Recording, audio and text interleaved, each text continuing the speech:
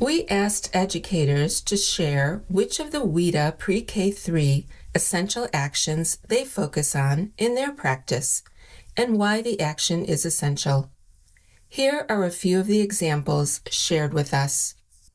Establish and sustain relationships with the families and community members of the multilingual children you serve that are collaborative, informative, and reciprocal.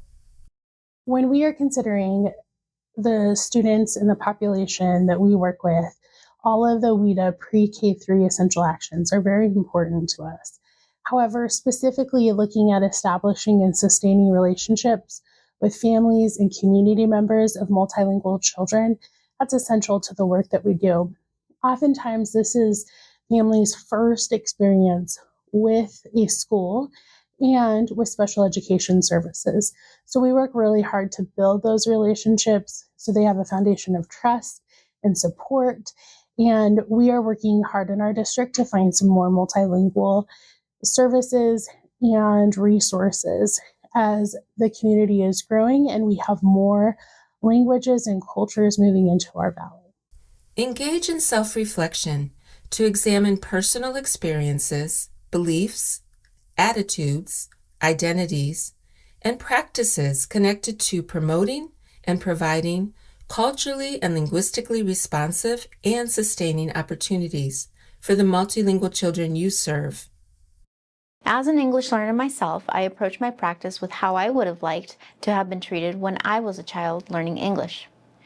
Providing opportunities to respond in my home language if I didn't know how to respond in English is something that stuck with me that only a very few teachers let me do. In the work I do as an EL coordinator supporting teachers and families, I share how powerful and important it is for students to be able to integrate their full linguistic background in their learning process and encourage families to continue to teach their home language to their children as it is a foundational part of their identity. When interacting with families, especially during IEP meetings, I think of how my own mother would have felt or engaged in this type of meeting.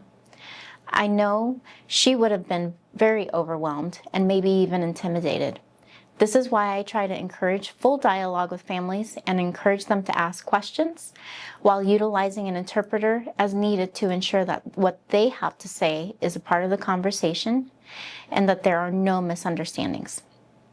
Know and affirm the multilingual children you serve, reflecting on their individual histories and lived experiences, interacting identities, language development, dynamic language, and cultural practices and learning.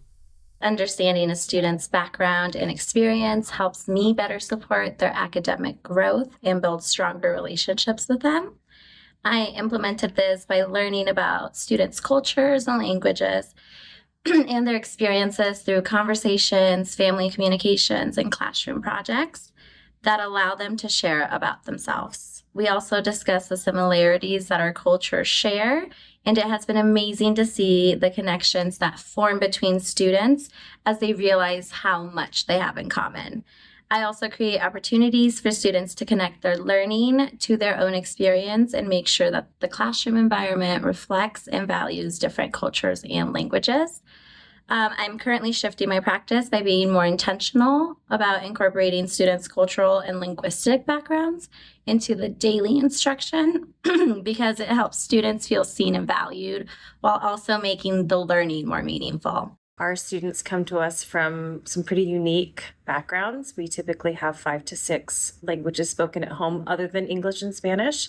And some of our students have interrupted schooling or other challenging circumstances. So that's why essential action number 2 is really critical. One shift I have made this year is incorporating more hands-on materials so that students can use their imaginations and cooperate with children at all different levels. So I have Lego building sets that I received through a Donors Choose grant. We also did community literacy mapping this week, and that's where the students make a map of all the places in the community that are most important to them, and then we were able to reflect and see how they use language in those different settings. These strategies are important because multilingual learners' language journey really is a marathon and not a sprint, so my strategies have to support them for multiple years. We would like to thank Luisa Lowry, Alejandra Howell, Mariana Chavez, and Hallie Weber for collaborating with us. We appreciate all you do for multilingual children, their teachers, their families, and communities.